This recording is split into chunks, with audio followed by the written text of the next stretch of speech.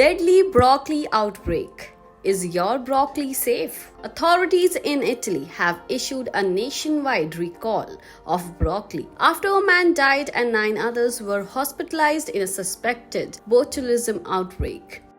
The victim, 52 years old artist and musician Luigi Di Sarno, was traveling home from a family holiday when tragedy struck. On Thursday, Di Sarno and his family stopped at a food truck on the seafront in Diamante, ordering broccoli and sausage sandwiches. Shortly after resuming their journey, Di Sarno fell suddenly ill while driving on the highway near Laguna.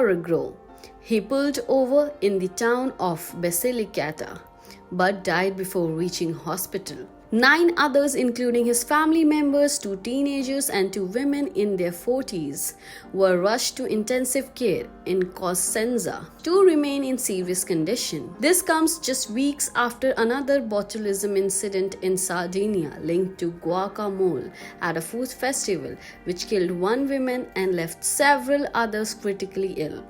Botulism is a rare and deadly illness caused by toxins from Clostridium botulinum bacteria, often found in improperly processed or stored foods. It attacks the nervous system, causing breathing problems, paralysis, and can be fatal in about 10% of cases.